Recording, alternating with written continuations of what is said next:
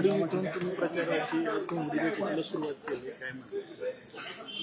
एकतर आदरणीय अजितदादांचं काम हे किती मोठं होतं हे सर्वच महाराष्ट्रातल्या लोकांना त्या ठिकाणी माहीत आहे. पण ज्या भूमीने आणि ज्या लोकांनी त्यांना पाठबळ दिलं, मताधिक्य दिलं, त्या बारामतीकरांना तर दादांचा स्वभाव, त्यांचं कार्य, त्यांचं काम, त्यांचा संपर्क, काय पद्धतीने ते बारामतीकरांवर दादा प्रेम करायचे, या सगळ्या गोष्टी त्या ठिकाणी माहीत आहे. दुर्दैव असं की पोटनिवडणूक ही जी बारामतीमध्ये त्या ठिकाणी होत आहे ते दादा गेल्यानंतर ही खरं तर इथं होत आहे. काकी उभ्या आहेत, इथं येऊन लोकांना भेटून चर्चा करून फक्त मी विनंती करत आहे की मतदान होत असताना 100% मतदान प्रत्येक गावातून हे अजितदादांच्या कार्याकडे बघून सुनेत्रा काकींना त्या ठिकाणी व्हावं, याच्यासाठी खरं तर येऊन लोकांशी मी संवाद साधत आहे. कारण का बारामतीकरांना तुम्ही आदेश देऊ शकत नाही, बारामतीकरांना तुम्ही विनंती करू शकता. कारण इथे असणारे लोक हे फार हुशार आहेत आणि पवार परिवारावर इथं असणाऱ्या लोकांचं प्रेम आहे. त्यामुळे इथे येऊन त्यांना मी विनंती केलेली आहे. खरं तर आज सकाळी कनेरीला जाऊन पवित्र हनुमान रायांचं त्या ठिकाणी दर्शन घेतलं आणि ते दर्शन झाल्यानंतर इथं काटेवाडीला येऊन लोकांशी संवाद त्या ठिकाणी साधलेला आहे. सर्व पक्षाचे लोक, पदाधिकारी खरं तर इथं आलेले आहेत. काल संध्याकाळीच हा दौरा तिथं ठरला, पण हा प्रचार दौरा नसून लोकांचा संवादाचा कार्यक्रम आहे असं आपल्याला त्या ठिकाणी म्हणता येईल. आणि इथं लोकांशी संवाद साधून पुढच्या गावासाठी त्या ठिकाणी मी आता जात आहे. पूर्वी जसं पवार कुटुंबीय सर्व एकत्र यायचं आणि प्रचाराकरिता उतरायचं, तशा पद्धतीने हा प्रचार होणार आहे का? खरं तर इथं येत असताना मी रोहित पवार म्हणून आणि अजितदादांचा पुतण्या म्हणून आणि दादांचा कार्यकर्ता म्हणून प्रचारामध्ये आलेलो आहे. पूर्वीच्या निवडणुका जर आपण बघितल्या तर लोकांना सुद्धा माहिती आहे आणि अख्ख्या महाराष्ट्राने त्या ठिकाणी बघितलेलं आहे. पवार साहेबांची निवडणूक असो, अजित काकांची असो, नाहीतर आत्यांची असो, ते प्रत्येक निवडणुकीला परिवार म्हणून आम्ही सर्वजण एकत्रित त्या ठिकाणी फिरत होतो.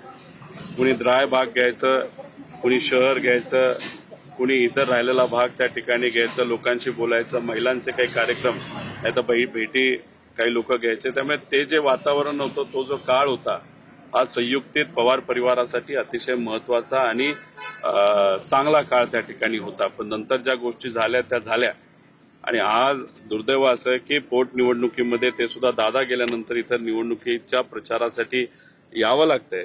हे खरं तर मनाला लागणारं, दुःख देणारं असलं तरी दादांकडे बघून या इलेक्शनमध्ये आजपर्यंत कोणालाच एवढी लीड मिळाली नाही, तेवढी लीड ही त्यांच्या पक्षाला इथून कशी मिळेल यासाठी प्रत्येक व्यक्ती आपापल्या लेवलला त्या ठिकाणी प्रयत्न करत आहे. आपण पाहिलंय की एकंदरीत आतापर्यंत भाजपला या ठिकाणी यश मिळालं नाही, परंतु आता भाजप मोठ्या म्हणजे अनेक नेत्यांना घेऊन या मतदान प्रक्रियेमध्ये येताना आपण पाहतोय.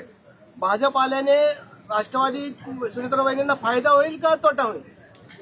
तर बघा, आज जे कोणी लोक सुनेत्रा काकींना मदत करण्यासाठी येत आहेत त्यांच्या मनामध्ये काय हेतू हा वेगळा, पण आज बारामतीकरांनी त्या ठिकाणी ठरवलेलं आहे की आपल्याला अजितदादांनंतर सुनेत्रा काकींच्या पाठीमागे या निवडणुकीमध्ये त्या ठिकाणी थांबायचं आहे. ठीक आहे, काही पक्ष दीर्घकालीन पुढचा विचार करून त्या ठिकाणी येत असले तरी तो त्यांचा विषय आहे. आणि बारामतीकरांना मग काही लोक जर दीर्घकालीन विचार करून इथं बारामतीमध्ये येत असतील आणि खास करून मोठे इतर पक्ष, तर मग बारामतीकरांना त्यांनी त्या ठिकाणी ओळखलं नाही असं आपल्याला म्हणावं लागेल. पण आज जो कोणी येईल त्याची खऱ्या अर्थाने मदत आपल्याला त्या ठिकाणी लागणार आहे. खरं तर आमची अपेक्षा होती की 22-23 जे कोणी लोक विरोधात त्या ठिकाणी उभे आहेत त्यांचे फॉर्म राहायला नको पाहिजे होते. सामान्य लोकांनी, प्रामाणिक कार्यकर्ते आणि प्रामाणिक अजितदादांच्या पदाधिकाऱ्यांनी खूप मनापासून प्रयत्न करून 60 वरनं आकडा तो 22-23 वर आणला. पण याच्यामध्ये बघत असताना एक नाव म्हणजे करुणाताई मुंडेंचं नाव जर मी बघितलं तर खरं तर एखाद्या भाजप पक्षाच्या मोठ्या नेत्यांनी जर त्यांना सांगितलं असतं तर त्यांनी तो फॉर्म ठेवला नसता. कारण त्याचं मुख्य कारण सांगतो की जेव्हा महाविकास आघाडी सरकार गेलं आणि आम्ही सर्वजण विरोधात होतो. दादा विरोधी पक्ष नेते त्याच्यामध्ये होते आणि दादा विरोधी पक्ष नेते व्हावेत यासाठी सर्व आमदारांनी सह्या दिल्या होत्या, त्यात आम्ही सुद्धा होतो. आणि मग त्यावेळेस धनंजय मुंडे हे दादांच्या मार्गदर्शनाखाली भाजपच्या विरोधात म्हणजे त्या सत्तेच्या विरोधात त्या ठिकाणी बरंच काही बोलत होते. आणि ते बोलत असताना अधिवेशन चालू होतं तेव्हा भाजपच्या एका प्रमुख नेत्यांनी करुणा मुंडेंना अधिवेशनात आमंत्रित केलं आणि त्या तिथं आल्या. त्यांनी प्रेस कॉन्फरन्स त्या ठिकाणी घेतली, पत्रकारांशी बोलल्या आणि दुसऱ्या दिवसापासून धनंजय मुंडे बोलणं बंद केलं. मग कुठं ना कुठं तरी करुणा मुंडेंना काही नेत्यांनी जर सांगितलं असतं त्यांनी तो फॉर्म ठेवला नसता.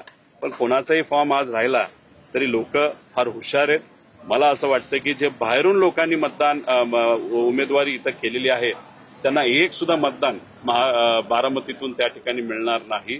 आणि जे कोणी इतर लोक बारामतीचे असतील स्वतःचं मतदान सोडलं तरी दुसरं कुठलं एक सुद्धा मतदान त्यांच्या परिवाराचं सुद्धा त्यांना त्या ठिकाणी मिळणार नाही. बारामतीकरांना उत्सुकता आहे की पवार साहेबांची, पवार साहेब प्रचारामध्ये उतरणार आहेत का आणि पवार साहेब बारामतीत सभा घेणार आहेत? एक गोष्ट आपण सर्वांनी समजून घ्यावी. तसं बघितलं तर 22-23 उमेदवार असले तरी सुनेत्रा काकी ह्या निवडून आल्यात हे आपल्या सगळ्यांना मनामध्ये त्या ठिकाणी माहीत आहे. फक्त आपण जेव्हा प्रचारामध्ये फिरतो तेव्हा दादांच्या आदर जो आपल्या मनामध्ये आहे दादांकडे बघून आपण एक कर्तव्य म्हणून इथं फिरत असतो. पवार साहेब हे फार मोठे नेते, देशाचे नेते. पवार साहेबांनी 2 गोष्टी फार महत्वाच्या इथं केलेल्या आहेत. एक गोष्ट सगळ्यात महत्वाची म्हणजे इथं जर आपण बघितलं दादांचा पक्ष आणि पवार साहेबांचा पक्ष या 2 प्रमुख पक्षांना जास्त ताकद इथं असणारी लोक त्या ठिकाणी देत असतात. म्हणजे लोकसभा पण बघितली आणि विधानसभा बघितली तर प्लस मायनस दोन्ही पक्ष इथं झालेले आहेत. तर सगळ्यात पहिला निर्णय जर कुठल्या पक्षाली ही निवडणूक बिनविरोध करण्याचा घेतला असेल आणि उमेदवार न घेण्याचा घेतला असेल तर तो पवार साहेबांच्या पक्षाचा होता. पवार साहेबांनी तो निर्णय अतिशय महत्वाचा घेतला आणि त्याच्याचबरोबर काँग्रेस शेवटच्या दिवसापर्यंत फॉर्म मागे घेते का नाही, कारण काँग्रेसची पण अपेक्षा अशी होती आणि त्यांची कंडिशन अशी होती की दादांच्या बाबतीतला FIR हा झाला पाहिजे, कारवाई ही पारदर्शक पद्धतीने आणि जलद गतीने झाली पाहिजे. पण शेवटी पवार साहेब, सुप्रियाताई आणि आमच्यासारख्या काही लोकांनी थोडेफार प्रयत्न त्या ठिकाणी केल्यामुळे काँग्रेसने सुद्धा तिथं माघार घेतली. म्हणजे प्रमुख पक्ष आज रिंगणामध्ये त्या ठिकाणी कुठं नाहीयेत आणि त्याच्यामध्ये मोठा वाटा हा पवार साहेबांचा होता. त्या पवार साहेबांनी इथं सभाच घेतली पाहिजे असं कोणाचीही त्या ठिकाणी अपेक्षा नाहीये असं मला तरी त्या ठिकाणी वाटतं. जे करायचं होतं परिवारचा प्रमुख म्हणून त्यांनी त्यांची ड्युटी नाही तर जबाबदारी ही चोख पद्धतीने पार पाडली असं लोकांचं सुद्धा मत आहे. दादा, खरं तर ही निवडणूक एकतर्फी आहे याचा निकाल निश्चित. मग एवढ्या मोठ्या प्रमाणात प्रचार का केला? कसं असतं की अजितदादांनी अनेक लोकांना राजकारणामध्ये येण्यासाठी मदत केलेली आहे, सामाजिक दृष्टिकोनातून मदत केलेली आहे, व्यक्तिगत मदत अजितदादांनी तिथं केलेली आहे. त्यामुळे या निवडणुकामध्ये आमच्यासारखे जे लोक नाही तर इतरही लोक जे प्रचारामध्ये सहभाग घेत आहेत ते अजितदादांनी केलेल्या मदतीमुळे, दिलेल्या प्रेमामुळे, दिलेल्या ताकदीमुळे एक अजितदादांच्या प्रती असणारा आदर आणि प्रेम याच्यासाठी लोक प्रचारामध्ये त्या ठिकाणी आलेले आहेत. त्यामुळे याच्या पलीकडे जाऊन भावनिक नातं सोडलं तर मला असं वाटतं की दुसरं कुठला विषय नसावा. जय पवार देखील प्रचार करतात. आगामी काळात दोघं मिळून काय प्रचार करण्याचं नियोजन आहे किंवा त्यांच्याशी बोलून तुमचा प्रचार चालू का तुम्ही तुमच्या वैयक्तिक पातळीवर? सगळे आपापल्या लेवलला त्या ठिकाणी ते पक्ष म्हणून तिथं प्रतिनिधित्व त्या ठिकाणी करून त्यांचा प्रचार तिथं सुरू आहे. 23 तारखेला मतदान आहे. त्यामुळे आजपासून आपण जर बघितलं तर वेळ काळ थोडासा कमी राहिलेला आहे. त्यामुळे जेणेकरून आपापल्या लेवलला वेगवेगळ्या भागामध्ये प्रचार जर केला तर व्याप्ती सुद्धा प्रचाराची तिथं वाढत असते. त्यामुळे त्यांचा वेगळ्या बाजूचा प्रचार चालू आहे आणि आमचा दुसऱ्या बाजूला चालू आहे आणि इतरही जे परिवारातले इतर लोक आहेत ते आपापल्या लेवलला त्या ठिकाणी प्रचार करत आहेत. सांगता सभेला आपण सर्व एकाच मंचावर दिसणार? नाही बघा, सांगता सभा, नारळ वाढवण्याचा कार्यक्रम, फॉर्म भरण्याचा कार्यक्रम तसं बघितलं तर त्या पक्षाचा कार्यक्रम त्या ठिकाणी होता. त्यामुळे तिथं म्हणजे कुठेही संवाद आमचा त्या ठिकाणी झाला नसल्यामुळे आम्ही तिथं गेलो नव्हतो. पण शेवटी प्रयत्न काय आहेत की सांगता सभा सुद्धा ही प्रचाराची सांगता सभा असते. प्रचारामध्ये सहभाग घेतला म्हणजे खूप काय झालं असं मला तरी त्या ठिकाणी वाटतं. तुम्ही आता असं म्हणालात की भाजप दीर्घकालीन विचार करते. रोहित पवार बारामतीमध्ये दीर्घकालीन काय विचार करण्याच्या भूमिकेत आहेत? हे बघा, माझा स्वभाव तुम्हाला त्या ठिकाणी माहीत आहे. मी जे काय आहे ते ओपनली त्या ठिकाणी बोलतो. इथं माझा जन्म झालेला आहे, माझं मतदान अजून सुद्धा त्या ठिकाणी बारामतीत आहे. मी जिल्हा परिषद या भागातून उभा होतो आणि दादांनी मला निवडणुकीला त्या ठिकाणी पहिलं तिकीट दिलं होतं. त्यामुळे मी इथं येण्याचं कारण दादांच्या प्रती असणारा आदर आहे. आता हे हा इलेक्शन झाल्यानंतर त्या ठिकाणी शेवटी काकी सुद्धा अजितदादांचीच प्रेरणा घेऊन अजितदादांसारखंच त्या ठिकाणी काम करतील आणि मग आम्हाला आमचा मतदारसंघ आहेच ना, कर्जत जामखेड, तिथं असणाऱ्या लोकांनी सुद्धा विश्वास त्या ठिकाणी आमच्यावर हा टाकलेला आहे. एवढी मोठी ताकद आमच्या विरोधात असताना सुद्धा थोडक्यानं का होईना मतांनी निवडून येऊन या सरकारला जाब विचारण्याची संधी मला तिथं असणाऱ्या लोकांनी त्या ठिकाणी दिलेली आहे. त्यामुळे राजकारण हे जे काय असतं ते आपण प्लॅन करून जात असतो. प्लॅन हा कर्जत जामखेडचाच आहे आणि राजकारण हे उद्या जाऊन कसं होईल कोणालाच त्या ठिकाणी माहित नसतं. दादा, शिवसेना उद्धव बाळासाहेब ठाकरे गटाच्या कार्याध्यक्षपदी आदित्य ठाकरे यांची नेमणूक होणार आहे अशी माहिती समजते. जूनमध्ये कार्यकारिणीची बैठक होणार आहे आणि एकमताने हा निर्णय घेतला जाणार आहे. ते घेतला जात असेल तर चांगली गोष्ट आहे. ते स्वतः कॅबिनेट मंत्री राहिलेले आहेत, परिवारातला एक भाग आहेत, युवा पिढी त्यांच्या पाठीमागे त्या ठिकाणी आहे. त्यामुळे त्यांना कार्याध्यक्षपद त्या ठिकाणी मिळालं तर ती चांगलीच गोष्ट आहे. शेवटी तो त्यांचा तिथं पक्ष आहे. माझं एवढंच म्हणणं आहे की सर्व विरोधात असणारे जे कोणी नेते आहेत, कार्यकर्ते आहेत, नाहीतर पुढच्या पिढीतले जे कोणी आमदार नाहीतर इतरही सर्व लोक आहेत, त्यांनी एकत्रित येऊन सामान्य लोकांचे प्रश्न जरा आक्रमक पद्धतीने मांडण्याची हीच ती खरी वेळ आहे असं मला तरी तिथं वाटतं. कारण बेरोजगारीचा प्रश्न, शेतकऱ्यांचा प्रश्न, आता या पावसाळ्यामध्ये पाऊस कमी होण्याची शक्यता आहे. त्यामुळे आपण दुष्काळाला समोर जाणार आहोत. त्यामुळे तेही मुद्दे असतील, महिला सुरक्षेचे मुद्दे, हे विषय आक्रमक पद्धतीने कुठलंही त्या ठिकाणी पद असलं काय नसलं काय आपल्याला त्या ठिकाणी सत्तेतल्या लोकांना सुद्धा त्यांच्या नेत्यांपुढे मांडावे लागतील आणि आमच्यासारख्या विरोधकाला सुद्धा रस्त्यावर उतरून ते मुद्दे त्या ठिकाणी मांडावे लागतील. अचलपूरमध्ये लैंगिक अत्याचार झाला आहे, हे बघा, लैंगिक अत्याचार, महिलेवर कुठेही अत्याचार जर होत असेल, सामान्य लोकांवर अत्याचार होत असेल, ती चुकीचीच गोष्ट आहे.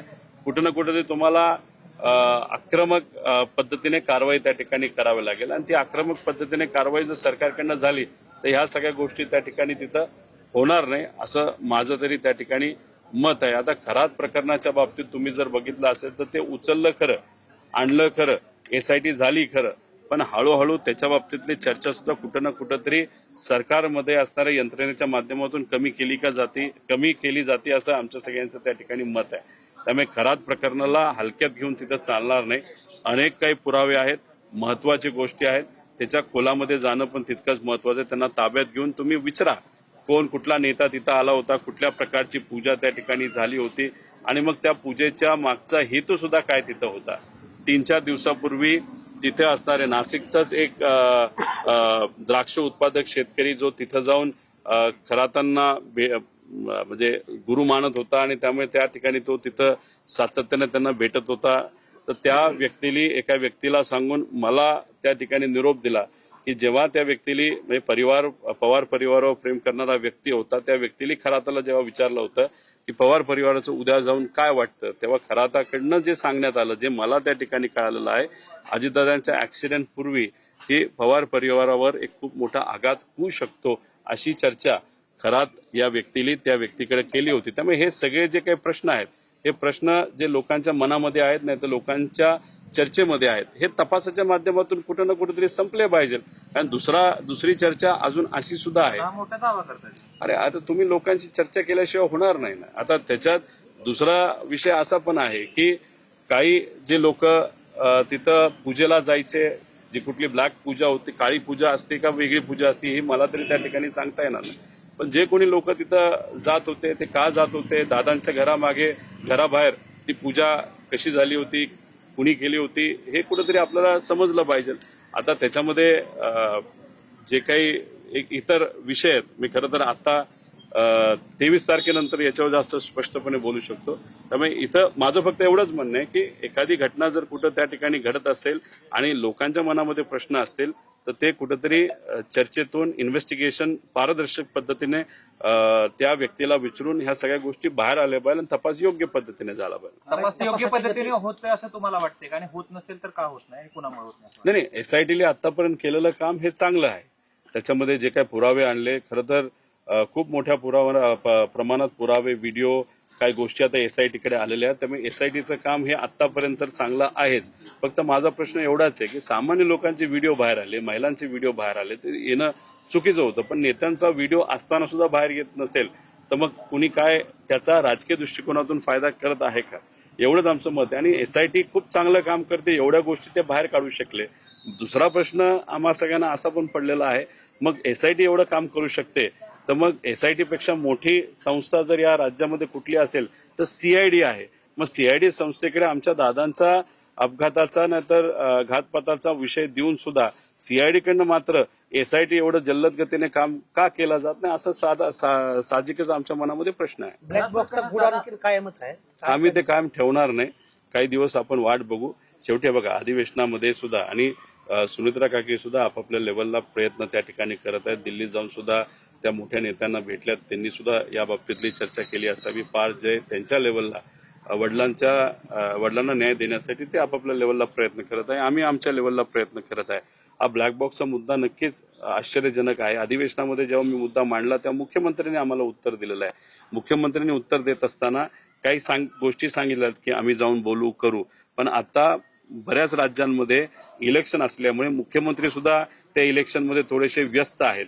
एकदा 23-24 तारीख होऊ द्या, पुढचे 7 दिवस अजून आपण या सरकारला त्या ठिकाणी देऊ आणि मग खरंच अधिवेशनामध्ये ज्या ज्या गोष्टी काय बोलल्या गेल्या त्या पद्धतीने या सरकारकडनं गोष्टी होत आहेत का हे त्या ठिकाणी बघू. कारण बघा, आम्हाला इथं काय आज आक्रमक बोलून राजकारण करायचं नाही, कारण दादांचा विषय हा राजकीय विषयापेक्षा पलीकडे गेलेला विषय, तो भावनिक आहे. त्यात कुठेही प्रकारचं राजकारण नव्हतं. सगळ्यांना तेवढी समान संधी देऊन इन्व्हेस्टिगेशन फक्त लवकर आणि पारदर्शक पद्धतीने व्हावं अशी आमची सगळ्यांची इच्छा आहे. दादा, खराबचा एन्काउंटर करतील अशी शंका खासदार प्रणिती शिंदे यांनी व्यक्त केलेली आहे, कारण त्यात अनेक सत्ताधाऱ्यांची नावं देखील समोर येण्याची शंका नाही. याच्या आधी मी सुद्धा हा मुद्दा त्या ठिकाणी बोललेलो आहे की भीती अशी वाटते की खरात सुसाईड प्रकरण सुसाईड करून मृत्यू झाले अशी चर्चा होऊ शकते.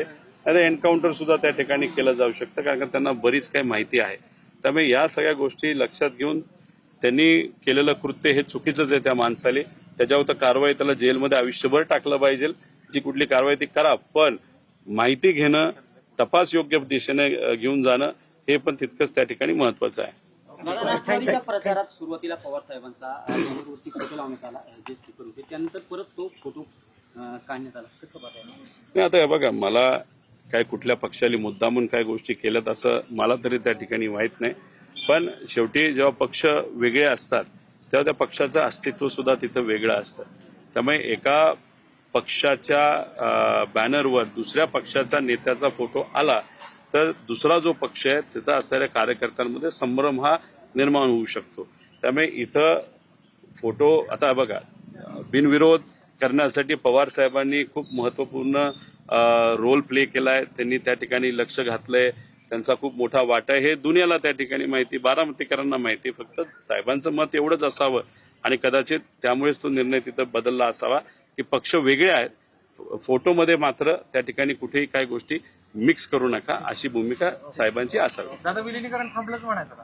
तर बघा, आता प्रचारासाठी मी काकींच्या प्रचारासाठी आलेलो. एकदा प्रचार होऊ द्या, मतदान त्या ठिकाणी होऊ द्या, त्याचा निकाल तिथे येऊ द्या. महाराष्ट्रात आजपर्यंत कुणी एवढ्या मताधिक्याने निवडून नाही आलं, तेवढ्या मताधिक्याने काकींना निवडून येऊ द्या, त्यानंतर मी राजकीय भूमिका घेईन. संदर्भात भाजपच्या दिल्लीतील एका नेत्याने विलीनीकरण करायला आमचा विरोध नाही असं म्हटलंय, मात्र आता ही परिस्थिती शक्य नाही असं देखील त्यांनी त्या संदर्भात पुष्टी केली. मी तेच म्हणतो, एकदा रिझल्ट येऊ द्या, मग मी याच्यावर राजकीय भूमिकेतून त्या ठिकाणी बोलेन. मला माहित नाही काकी कुठे आहेत, कारण शेवटी त्या उपमुख्यमंत्री सुद्धा आहेत, त्यांच्याकडे अनेक खाती आहेत, मंत्री सुद्धा आहेत. तर मला असं वाटतं की अजितदादा याच्यापूर्वी कनेरीला येऊन पवित्र मंदिरामध्ये त्या ठिकाणी नारळ फोडायचे आणि त्यानंतर डायरेक्ट सांगता सभेला यायचे. आता ती स्टाईल काकींनी सुद्धा या इलेक्शनमध्ये सांभाळावी असं मला तरी वाटतं, कारण हे जे कार्यकर्ते आणि पदाधिकारी नागरिक आहेत. कुणी इथं येऊन काही सांगितलं, विरोधात सुद्धा सांगितलं, ते इतके बारामतीकर हुशार आहेत, त्यांना काय करायचं हे माहिती आहे. त्यामुळे त्यांच्याकडे जर संविधानिक पद अख्ख्या महाराष्ट्राचं असेल तर त्यांनी त्या पदाच्या माध्यमातून महाराष्ट्राला सेवा द्यावी, सांगत्या सभेला यावं. बाकी सगळी काळजी इथे असणारे कार्यकर्ते, आमच्यासारखे दादांवर प्रेम असणारे कार्यकर्ते आणि परिवारातले लोक हे नक्कीच ती जबाबदारी सांभाळतील असं मला तरी मला वाटतं. निवडणुकीची मतदानाची औपचारिकता बाकी वाटते. किती लीड असेल असं आपल्याला? हे जे कोणी 22-23 लोक उभे राहिलेले आहेत, बारामतीचे उभे आहेत, त्यांना प्रत्येकाला एखाद दुसरं मत मिळालं तर काय वेगळं वावगं ठरू नका. आणि बाहेरून आलेले लोक आहेत, त्यांना 0 सुद्धा मतदान झालं तरी वावगं ठरू नका. त्यामुळे म्हणूनच मी लोकांना म्हणतो, मतदान जास्त करा. बाकी मतदान जेवढं जास्त होईल, 3.5 लाख मतदान जर झालं, 100% मतदान झालं तर मग समजून घ्या तेवढ्या पटीने 99%, 98% मतदान हे अजितदादांच्या पक्षाला, दादांकडे बघून त्या ठिकाणी होईल. 3 लाख झालं तर 99-98%, आणि जर समजा 2.5 लाख झालं तर म्हणून मताधिक्य वाढवायचं असेल तर मतदानचा टक्का हा वाढून घेणं पण तितकंच महत्वाचं आहे. Okay, thank you.